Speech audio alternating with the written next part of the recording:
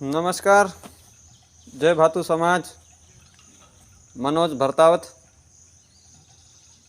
मालपुरा से। मैं दीवाना भाई साहब को एक बात बताना चाहता हूँ कि ना आप संविधान से बड़े हैं ना कानून से बड़े हैं। आपने कहावत तो सुनी हुई कि कानून के हाथ बहुत लंबे होते हैं।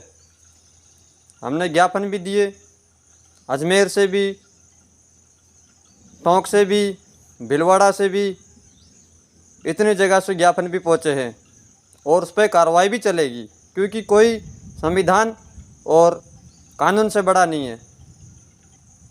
तो उस बात को आपको समझना चाहिए। और मैं मनराज दीवाना जी आपसे एक बात बताना चाहता हूं, जो आप कह रहे माफ़ी नहीं मांगेंगे। माफ़ी तू नहीं, तेरी छाया मांगेंगी 3 बार, क्योंकि तू संविधान से और कानून से बड़ा तो है ही नहीं है। और दूसरी बात ये, तेरे को माफ़ी मांगने में कोई शर्म आ रही है तो ये शर्म की कोई बात भी नहीं है।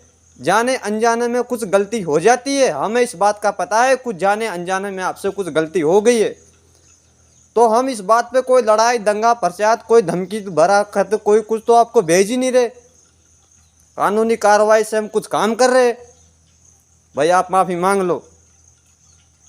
और बार बार आप ये कह रहे कि रानी रंगीली जी इस बात का मुद्दा उठा रही है। इस बात का मुद्दा रानी रंगीली जी नहीं उठाया। वो तो जैसे आप एक गुर्जर समाज के दीवाना जी हो, आपको पूरी गुर्जर समाज चाहती है, जैसे हमारी पूरी समाज भातु समाज रानी रंगीली दीदी को चाहती है।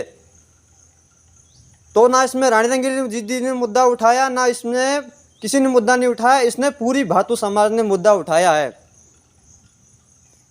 जो जाने अनजाने में हो चुका आपसे, उसका प्रायश्चित करने में ही वही सबसे बड़ा सिंगर माना जाता है मेरी नज़रों में तो। और जो घमंड दिखाएगा, अहंकार दिखाएगा, तो आज से आपको ही पता है, अच्छे रावण सोने की लंका थी उसके पास, उसका भी घमंड नहीं चला। दूसरी बात मैं आपको एक और बताना चाहता हूँ कि धमकी तुम गुर्जर समाज को बीच में ला रहे हैं। भाई लड़ाई हमारी गुर्जर समाज से, ना हमसे किसी से लड़ाई नहीं। हम तो भाईचारा बना रखना चाहते हैं। दूसरी बात एक और बताना चाहता हूँ आपको, जो अजमेर के राजा भीसल थे, उससे भी हमारी बिजोरी कांजरी नहीं डरी थी। इस बात की आपके जो